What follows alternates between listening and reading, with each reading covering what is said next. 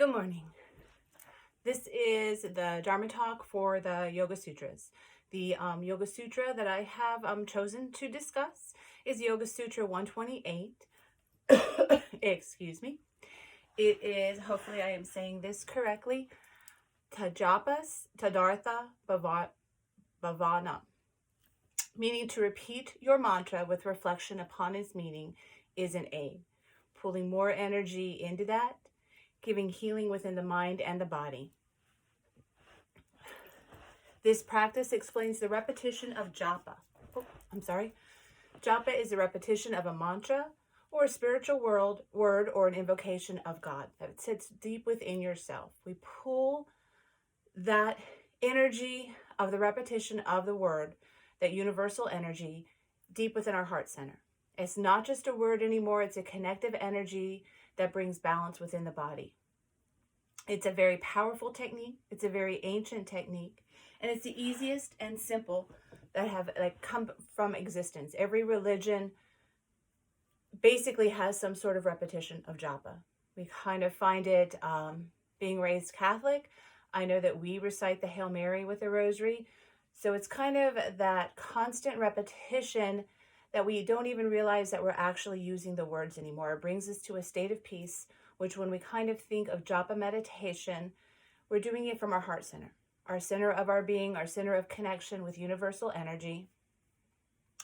When we practice japa, we don't need to create a sacred space. We don't need to set a special time. We don't need to do anything special to practice japa. Japa is simply the repetition of a mantra, a word, something that gives us spiritual awareness, even if we're not sure of what that meaning is. It gives us just that contentment of our connection with something higher than ourselves. The practice of japa meditation brings us to that sacred center. It is our heart connection, our true energy of universal connection and guidance.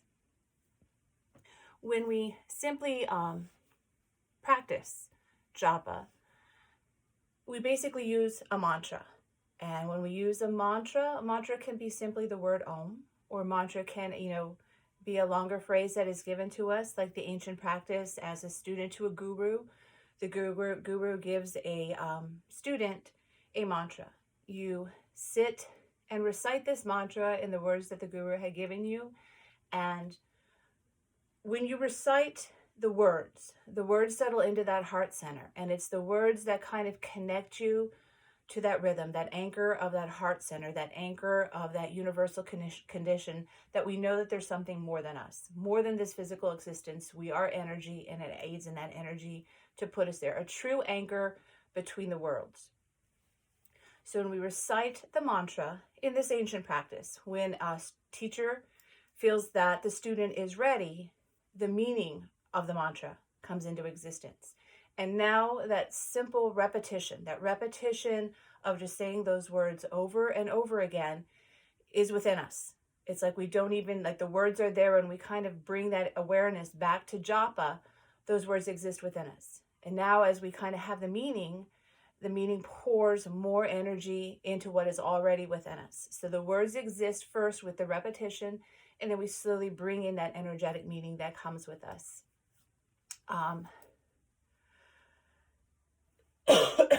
When we simply kind of sit with our japa meditation, it could be anywhere. It could be when you're walking. It could be simply when you're brushing your teeth. It doesn't, like I said earlier, it doesn't have to be a place that you have to go. It is that sacred space within us. So japa brings us to our inner awareness, our inner cathedral, the cathedral of the heart, that energy that pours forth through us, from us, and within us. Japa just connects us deeply with that energy that is soon to be expressed by relaxing into the point of continuing with,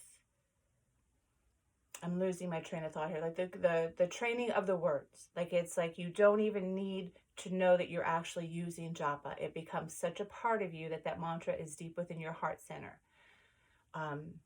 Mantras, aided with the use of a mala, kind of give us even another anchor. We could kind of scent and move the beads with the japa for the repetition, so we don't even have to know how many we've done or counted. It kind of gives us another anchor to place that energy.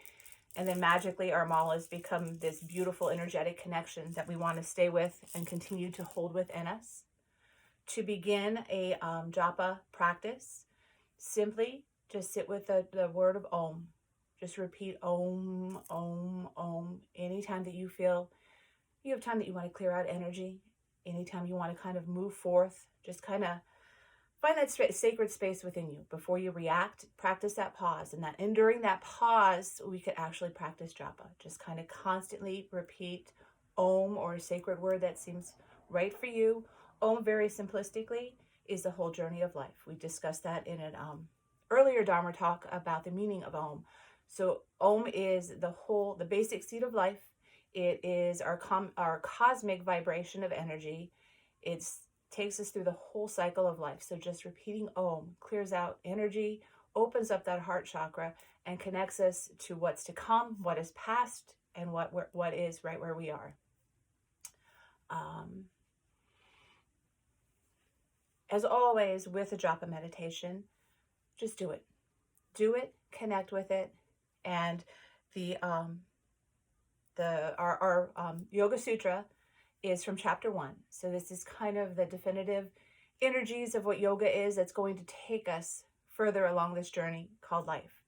So just find that sacred center. Find that mantra that sits right for you. Constantly just repeat it. Repeat it, repeat it, repeat it, repeat it. So it becomes just second nature, that it's just part of you. Let that energy feel that heart center. Close those eyes and just sink into that deep sacred center of yourself. Knowing that japa with the sacred words brings us that universal connection.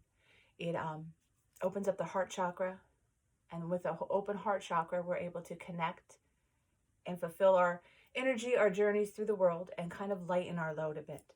So remember to repeat your mantra, coming back again, and I hope that I am saying this correctly in Sanskrit, Tajapas Tadartha Bhavanam, Yoga Sutra 128. Thank you. Namaste.